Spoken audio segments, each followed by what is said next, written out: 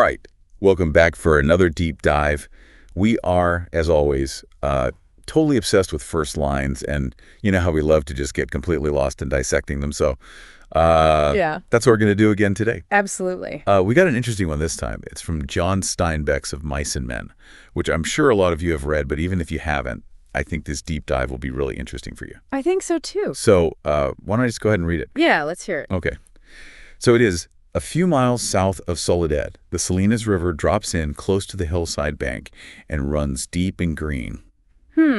Interesting. Right off the bat, you get such a strong sense of place, right? Like, Yeah, absolutely. you're right there. You can almost feel the coolness of the river and like the shade of those trees. Totally. Our source really emphasized that too, like how Steinbeck is able to do so much with so few words. Oh, for sure. He really is a master of setting a scene. And it's not just a pretty picture either. You know, this is the Great Depression, and that setting, especially the Salinas River, is like a refuge for these characters. I was going to say, the word Soledad really jumped out at me there. It's like, Huh? even though the setting is so peaceful, there's this underlying sense of loneliness right from the start. Right. Soledad means solitude. Like, it's not just a place on the map, it's like a state of being for these characters. George and Lenny are always on the move, never really fitting in anywhere. Yeah, always searching for a place to belong.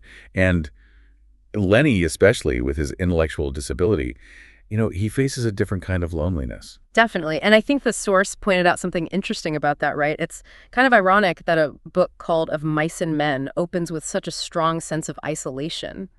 Yeah, that's so true. And the way he describes the river, it's like it's almost cut off from the world, drops in close, runs deep and green. It's like he's giving us a hint that these characters are trapped. I agree. It's like a calm before the storm, right? Like, you know something bad is coming, but the setting is so peaceful, so it just makes that inevitable tragedy even more heartbreaking. Like that contrast really amplifies the sense of doom. Absolutely. And, the focus on nature, the river, the trees, that connection between the characters and their environment, it's something that comes up again and again in the book. Yeah, it's like nature becomes almost another character. Exactly. And it makes you think about how our surroundings, the places we live, the time period we're born into, all of that shapes our lives and our destinies. Yeah, it's not just about George and Lenny's individual struggles. It's about how those struggles are influenced by forces bigger than themselves, like the depression, like their environment, like Fate, even. like fate, yeah.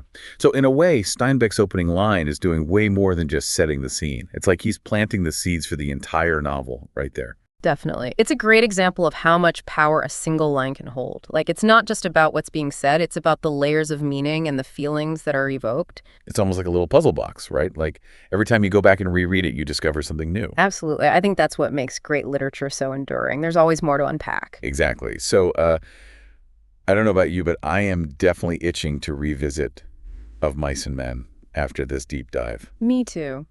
It's amazing how much depth and nuance there is in just that first line and how much it foreshadows everything that's to come. It just goes to show, a good first line can hook you and just keep you thinking long after you finish the book. Well, that was an awesome deep dive. Thank you so much for joining us on this journey, and we will see you next time. Looking forward to it.